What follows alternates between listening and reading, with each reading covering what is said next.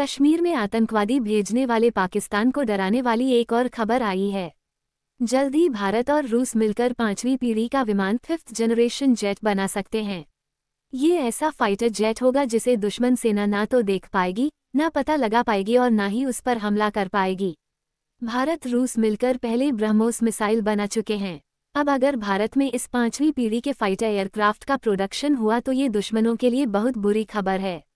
संभावना है कि भारत में 5वीं पीढ़ी के फाइटर जेट का निर्माण जल्द शुरू हो सकता है। रूसी अधिकारियों ने संकेत दिए हैं कि रूस के सबसे आधुनिक सुखोई 57 फाइटर जेट के भारत के साथ साझा उत्पादन पर बात चल रही है। भारत और रूस 2 दशक से 5वीं पीढ़ी के फाइटर जेट FGF-1 के साझा उत्पादन के बारे में चर्चा कर रहे हैं, पर 2018 में ये बातचीत रुक गई थी। अब इसके दोबारा शुरू होने से संभावना बन रही है कि FGF-1 का निर्माण भारत में शुरू हो सकता है। जान लें कि FGF-1 एक ऐसा फाइटर जेट होता है जिसे रडार पर देखा न जा सके, जो बहुत देर तक सुपरसोनिक यानी आवाज की रफ्तार से चल सके।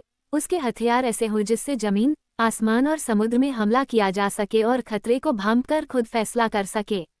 ये वो एयरक्राफ्ट होंगे जो सुखोई 30 MKI और रफाल जैसे फाइटर प्लेन से भी ज़्यादा घातक होंगे और भविष्य की चुनौतियों से मुकाबला करने में सक्षम होंगे। ये विमान न सिर्फ हल्का होगा, बल्कि रडार की नज़रों से ओझल होकर उड़ान भरने की काबिलियत रखेगा।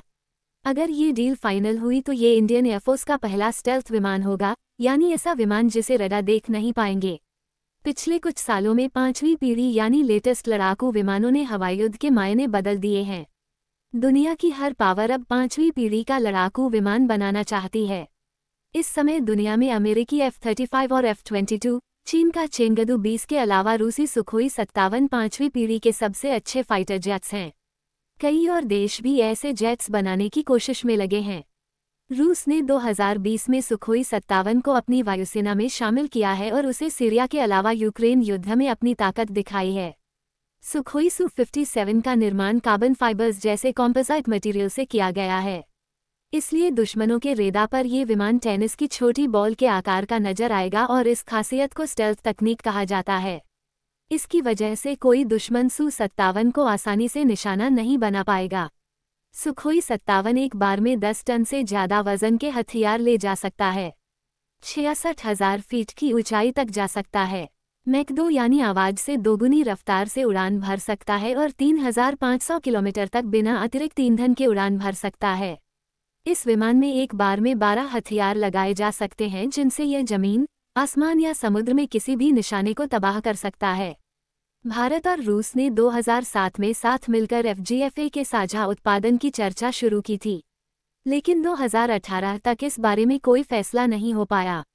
सूत्रों के मुताबिक भारत पहले FGF-1 की क्षमता को देखना चाहता था और उसके बाद ही किसी समझौते तक पहुंचना चाहता था।